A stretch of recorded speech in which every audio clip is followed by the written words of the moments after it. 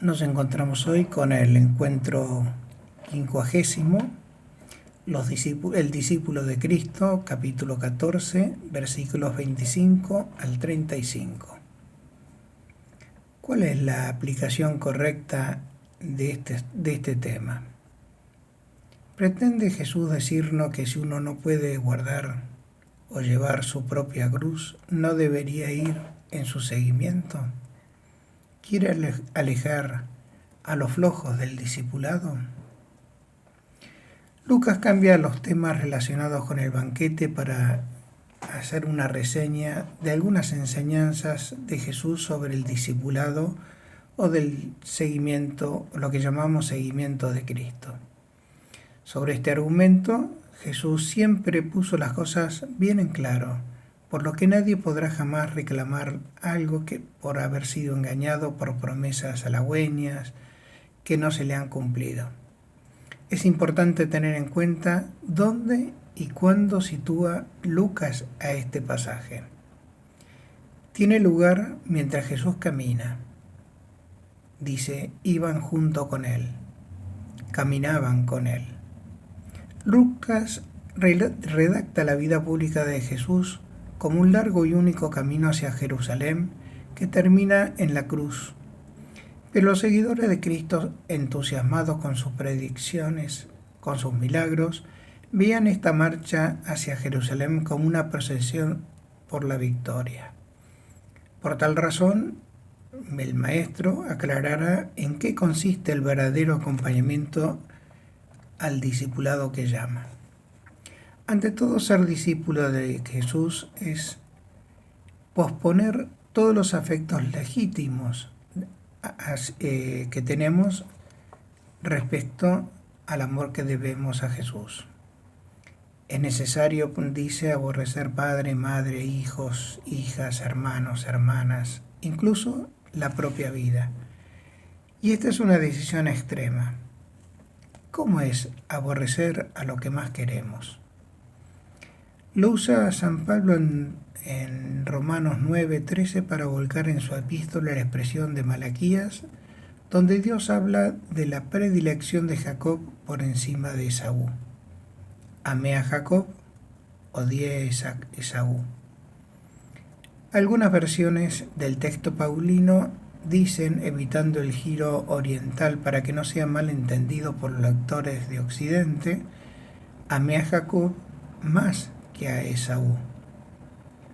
Este sentido queda claro en el texto de San Mateo, donde usa la fórmula de tener afecto, amar con ternura, amar más. El que ama a su padre o a su madre más que a mí no es digno de mí. Es más que evidente que Jesús no se queja así aquí de ser odiado, sino de ser postergado en el amor. Ahora bien, exigiendo Jesús un amor incondicional y superior al que tiene el hombre con por los lazos de sangre, revela la trascendencia, la dignidad divina y por encima de todo, cuánto hay de bueno y de muy bueno en este mundo. Sabemos muy bien por muchos otros textos de los evangelios que Jesús pone un equilibrio afectivo fuera de serie y un conocimiento y respeto por el corazón humano que no puede calificarse menos que admirable.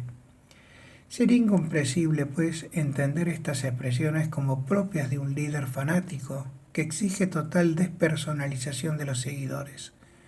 Por el contrario, nadie se acerca a Jesús sin lograr, con su contacto y amistad, hacerse más hombre, conocerse mejor, mejorar sus propios dones y sus talentos.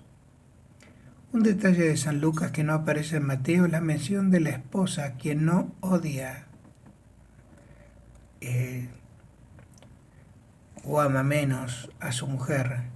Y esta es una referencia valiosa, pues corrobora que Jesús era célibe, en cuanto hubiera sido una incongruencia escandalosa que exigiera a sus discípulos una renuncia ajena a su propio modo de vida. Le hubieran espetado en la cara, pero ¿cómo dices esto si ni siquiera tú te animas a hacerlo? Y la idea vuelve a aparecer más adelante en Lucas 18, donde dice: yo les aseguro que nadie que haya dejado casa, mujer, hermanos, padre, madre, hijos, por el reino de Dios, quedará sin recibir mucho más en el presente y en el mundo venidero la vida eterna. El que no toma su cruz y viene en pos de mí, no puede ser mi discípulo. Cargar con la propia cruz significa figurativamente llevar voluntariamente todo aquello que configura el peso de los defectos que cada uno de nosotros tenemos. Los propios dolores, las miserias, los límites, los sufrimientos que provienen del propio estado o la circunstancia que nos rodea. La expresión también va a significar la negación de sí mismo con sentido expiatorio por los propios pecados o por los del prójimo. Cargar con algo significa aceptarlo con paciencia, llevarlo con resignación. De esta manera Jesús pone como condición de su discipulado, es decir, del seguimiento, el caminar con la carga del dolor, la miseria y el límite que Dios ha puesto sobre la espalda de cada uno de nosotros. De este modo, a quienes quieren ser sus discípulos, el Señor no les ofrece quitarle la carga que tiene, sino robustecer sus fuerzas para que lo lleven en el camino y en pos de Él. No dice, sin embargo, que Él no aliviará a los que se lo pidan. Más aún, en otra oportunidad dirá: vengan a mí los que están agobiados y afligidos, que yo los aliviaré. Sino que eso no es lo que buscan quienes pretenden ser discípulos de Jesús.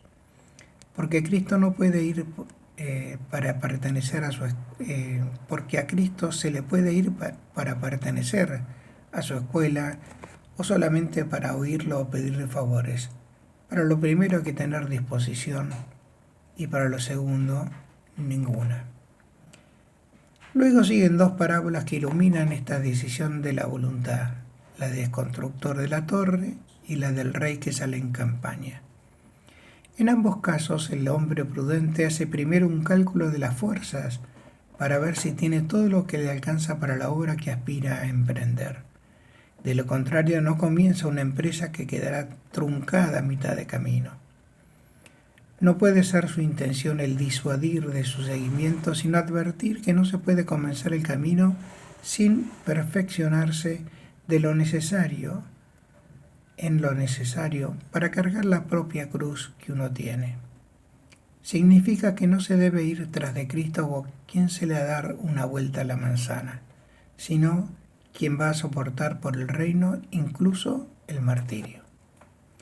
Jesús quiere seguidores conscientes de la misión y de las renuncias que esto conlleva. Es necesario calcular los costos, es decir, saber lo que se está pidiendo al pedirse de discípulo de Jesús. Después no valen los reclamos. Ni siquiera sus apóstoles la cumplieron siempre, porque a Juan y a Santiago, que les piden al Maestro estar uno a su izquierda y a su derecha, les replica: no saben lo que están pidiendo. En efecto, a la derecha y a la izquierda de un crucificado hay otras cruces, como las dos que rodeaban a Jesús en el Calvario.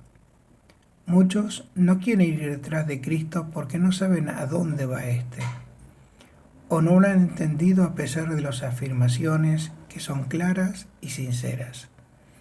Ninguno de los que se decepcionan del seguimiento de nuestro Señor puede echarle la cara que Él no los haya escuchado, más bien que los haya estafado.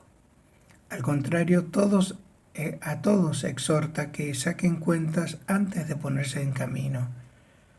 Al que a media jornada de la vida dice: no me imaginaba que sería así, debemos decirle: en realidad, tú quisiste convencerte que otro sería el modo de hacerlo, pero las cosas han sido tal cual Jesús lo dijo siempre en su Evangelio.